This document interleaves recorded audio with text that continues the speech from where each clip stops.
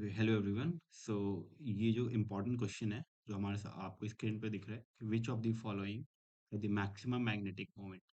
तो इस वीडियो में अपन बात करेंगे मैग्नेटिक मोमेंट के बारे में। सो मैग्नेटिक मोमेंट होता क्या है? मैग्नेटिक मोमेंट के बारे में अगर अपन बात कर रहे होंगे तो बहुत इंपॉर्टेंट है ये कॉन्सेप्ट।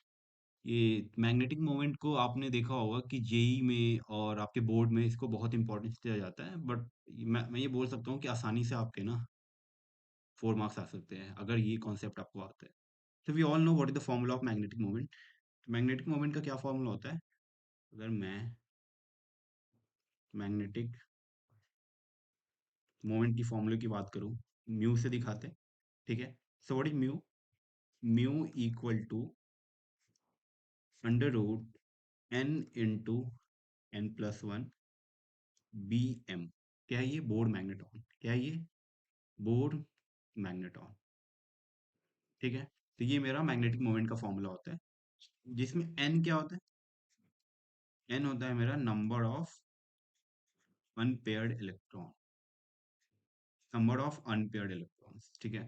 ये कॉन्सेप्ट ऐसा है ना कि अगर आपने एक बार कर लिया तो प्लस फोर्स तो बहुत आसानी से आएंगे, और ये क्वेश्चन आते ही आते हैं। ठीक है, चाहे नीट हो चाहे जेई हो। जैसे ये क्वेश्चन देखो, आपका ए आई ट्रिपल ई 2002 में आ रखा है ये क्वेश्चन, और 2019 में भी आए थे इसके क्वेश्चन। तो ये मैग्नेटिक मोमेंट का फॉर्मूला है। तो यहाँ पे इंपॉर्टेंट क्या है? यहाँ पे मैग्नेटिक मोमेंट निकालने के लिए हमें ये दिख रहा है कि एक चीज जो हमें बहुत इंपॉर्टेंट है, यहाँ पे नंबर ऑफ अनपेयर्ड इलेक्ट्रॉन निकालना आना चाहिए। नंबर ऑफ अनपेयर इलेक्ट्रॉन आप कैसे निकाल पाओगे? अगर आपको इलेक्ट्रॉनिक कॉन्फ़िगरेशन लिखने आ रहा है। समझ आ रहा है? तो यहाँ पे क्या है मेरे पास? मैंगनीज है, आयरन है, टाइटेनियम है और क्रोमियम है। पहले तो मैं नॉर्मल इसका इलेक्ट्रॉनिक कॉन्फ़िगरेशन लिखूंगा। मैंगनीज का, आयरन का, टाइटेनियम का इलेक्ट्रॉनिक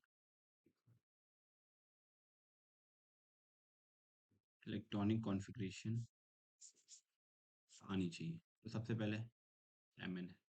एमएन का क्या होता है? एमएन का एटॉमिक नंबर होता है 28। नहीं होता। क्या होता है? बताना जरा क्या होता है? एमएन का एटॉमिक नंबर होता है तुम्हारा, एमएन का एटॉमिक नंबर होता है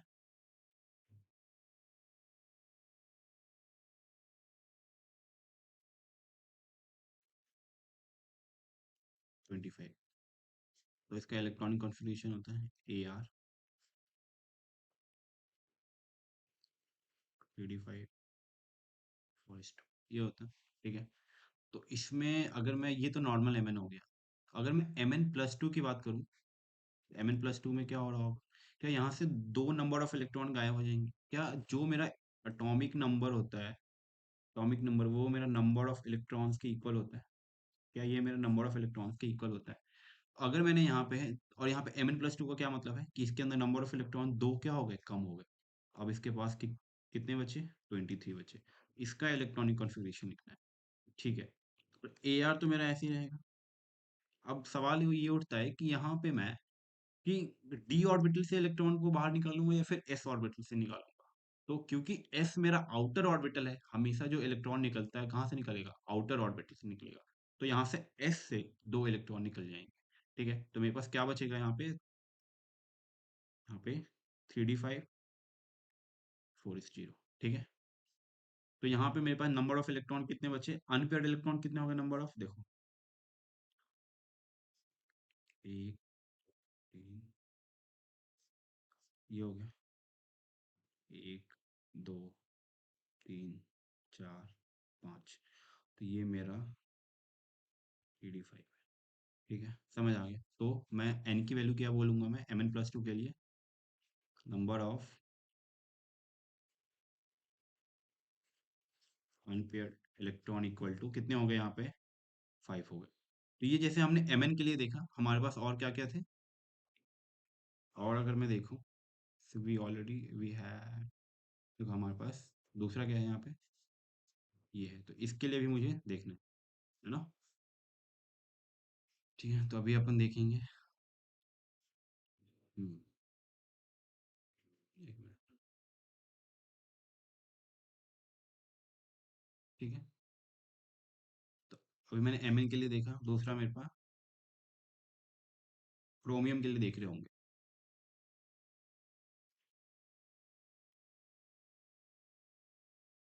मैं यहाँ पे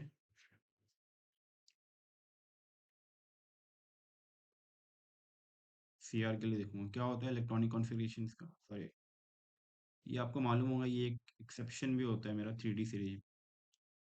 एक्सेप्शन होता है, एक्सेप्शन कहाँ पे होता है, इसके ईसी में। तो जब मैं इसका इलेक्ट्रॉनिक कॉन्फ़िगरेशन लिख रहा होता हूँ तो यहाँ पे एक्सेप्शन दिखाता है, कैसे कि नॉर्मल ये होना क्या चाहिए था, 4:2 और 3D4, बट ये ऐसा होता नहीं। इसका होता क्या है यहाँ पे, 4:1, ये। तो इसका इलेक्ट्रॉनिक कॉन्फ़िगरेशन ये होता है। बट मेरे को ये भी नहीं निकालना, मुझे Cr+2 के लिए निकालना है। किसके लिए निकालना है, Cr+2 के लिए।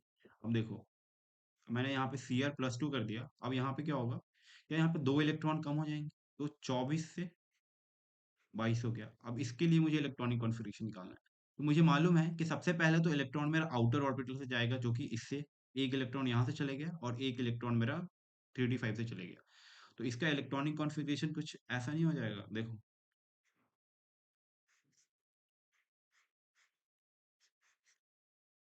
1, 2, 3, 4, और बाकी इन ये जो मेरे एस के थे, 4s था मेरा, मेरा 3d5 था।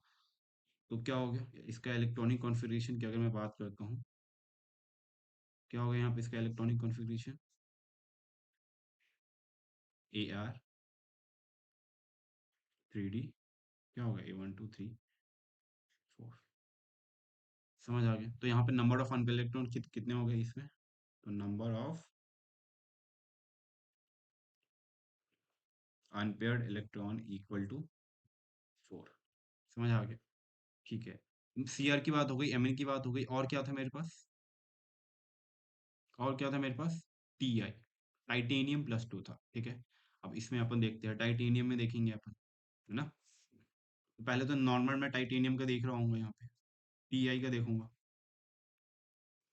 एक मिनट, ठीक है। तो सबसे पहले मैं यहाँ पे टाइटेनियम का देखूंगा, क्या होगा टाइटेनियम का,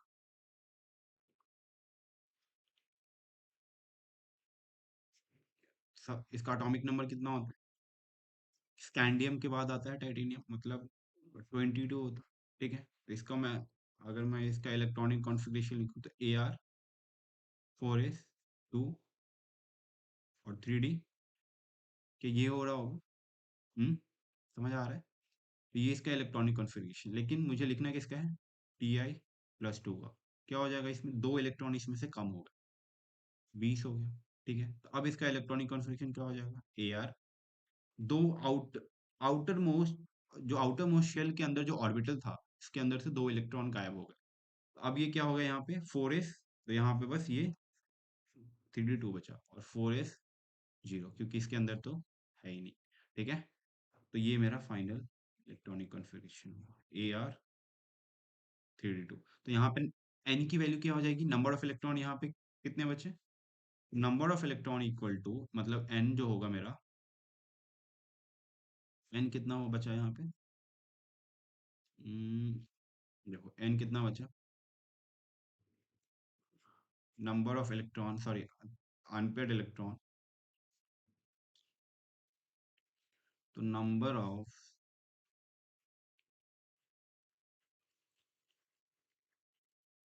अनपेड इलेक्ट्रॉन यहाँ कितने हैं, 2 है, समझ आ गया।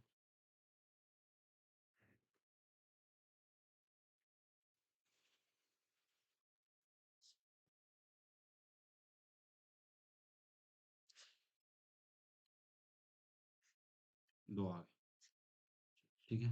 अब मैं बात करूंगा, Fe की बात करेंगे अपन, क्योंकि मेरा अगला क्या है, Cr कर लिया मैंने, अब Fe की बात करेंगे।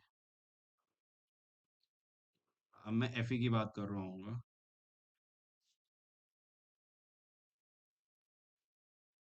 Fe, ठीक है। तो Fe के केस में क्या होगा, देखो, Fe का क्या होता है, एटॉमिक नंबर कितना होता है बताना जरा, मैग्नीन के बाद क्या आता है, hydro, scandium, titanium, vanadium, chromium, manganese, iron. तो 26 होता है इसका एटॉमिक नंबर। इसका इलेक्ट्रॉनिक कॉन्फ़िगरेशन क्या हो जाएगा, AR, AR 4:2 और 3D, बताना जरा, 6 हो जाएगा, 3d6 हो जाएगा। लेकिन अपन को Fe+2 के लिए चाहिए, Fe+2 में ये 24 नहीं हो जाएगा, ठीक है। दो दो इलेक्ट्रॉन निकल जाएंगे, यहाँ क्या बचेगा, 3d4 बचेगा, नहीं 3d6 बचेगा। तो यहाँ पे क्या बचा मेरे पास, 3d6 बचा। मतलब अब इसके अंदर क्या बोलोगे, नंबर ऑफ अनपेयर्ड इलेक्ट्रॉन कितने हो जाएंगे बताओ, अगर मैं इसका ऑर्बिटल डायग्राम दिखाऊंगा आपको तो ऐसा होगा, एक, दो, तीन, एक, दो, तीन, चार, पाँच, अब ये पेयर्ड अप हो गया 6। तो नंबर ऑफ अनपेयर्ड इलेक्ट्रॉन कितने हो गए, 1 2 3 4। मैं क्या बोलूंगा, n इक्वल टू कितने हो गए यहाँ पे, 4 हो गए, ठीक है। तो मैंने चारों के लिए Fe+2 का क्या लिखा है, मैंने नंबर ऑफ अनपेयर्ड इलेक्ट्रॉन निकाल लिया। तो यहाँ पे अगर आपको डाउट है कि how we have calculated the number of unpaired electron, इसमें समझ आ गया होगा आई होप। देखो अगर मैं इसका ऑर्बिटल डायग्राम बना देता हूँ, 1 2 3 4 5, तो एक और ये दो, इसमें तो यहाँ पे नंबर ऑफ इलेक्ट्रॉन दो ऐसे आ गया, ठीक है। अगर मैं ऊपर ऊपर जाऊँ मैं इसमें, नंबर ऑफ इलेक्ट्रॉन कैसे आए, देखो यहाँ पे Cr+2 की अगर मैं कॉन्फ़िगरेशन की बात करूँ तो क्या था, Ar3d4, 1 2 3 4, बाकी सब में तो यहाँ से तो निकल गए थे, है ना। इसमें भी देख लो तुम, Cr+2 में क्या बचा, 3d5 बचा था, 1 2 3 4 5, ठीक है, समझ आ गया। तो ये तो मैंने निकाल लिया। अब मुझे क्या करना है, अब सबको ना मैं देखो Mn+2, और इसके अंदर नंबर ऑफ, मैं डायरेक्ट यहाँ पे n स्मॉल n लिखता हूँ, ठीक है। हम्म, देखो मैं क्या लिख रहा हूँ, स्मॉल n की वैल्यू लिख रहा हूँ। तो Mn+2 के लिए कितनी है, Mn+2 के लिए क्या, 5 है। Mn के बाद क्या था मेरा दूसरा, Fe+2, इसके लिए कितना है मेरा नंबर ऑफ अनपेयर्ड इलेक्ट्रॉन कितना था, Cr के लिए मेरे पास 4 था, ठीक है। तो मैं तो बना लेता हूँ Cr+2, फिर क्या था मेरा, टाइटेनियम। मैं सबके लिए नंबर ऑफ यहाँ पे अनपेयर्ड इलेक्ट्रॉन लिख लेता हूँ, और फिर मैं फॉर्मूला से लिख लूँगा यहाँ लगा लूँगा, ठीक है। तो Fe के लिए कितना होगा, Cr के लिए कितना था, 4 था। देखते हैं टाइटेनियम के लिए कितना हो जाएगा, 2 हो जाएगा। Fe के लिए कितना हो जाएगा बताना जरा, Fe के लिए देखो अभी कितना था, हमने Fe का निकाला था ना,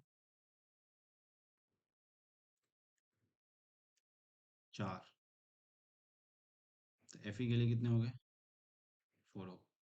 तो यहाँ पे अब मुझे मुझे मालूम है कि कैसे मैं म्यू की वैल्यू निकालता हूँ। म्यू इक्वल टू क्या होता है, अंडर रूट n × n+1 होता है। मैं फॉर्मूला लगाऊंगा, नंबर ऑफ अनपेयर्ड मुझे पता है, equal to under root 5 5+1, under root 4 × 4+1, under root 4 × 4+1, under root 2 × 2+1। समझ आ रहा है, क्या होगा यहाँ पे, 5+1 6, 5 जा 30,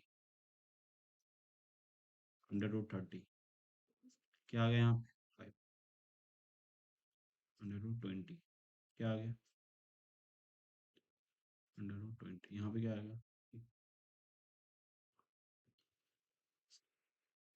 3 2 जा 6, अंडर रूट 6। तो सबसे ज़्यादा किसके है, तो मैं क्या बोल दूंगा, what would be my correct answer. और इतना क्या, बोर्ड मैग्नेटॉन, BM लगाते हैं इसके आगे, ये इसका यूनिट होता है, ठीक है। तो क्या आंसर हो गया इसका, ये जो है ना मेरा, ए इज द करेक्ट आंसर। कौन सा आंसर इसका सही हो गया, ये जो है, ये समझ आ गया होगा। सो ये अपन का वीडियो था। अगर आपको डाउट है इस वीडियो में, अगर आपको लगता है कि कोई कॉन्सेप्ट आपको मतलब समझ नहीं आया, तो do comments and subscribe this channel for the more such video. अभी हम इसके ऊपर बहुत कुछ कर रहे होंगे, ठीक है। Okay, thank you so much for this.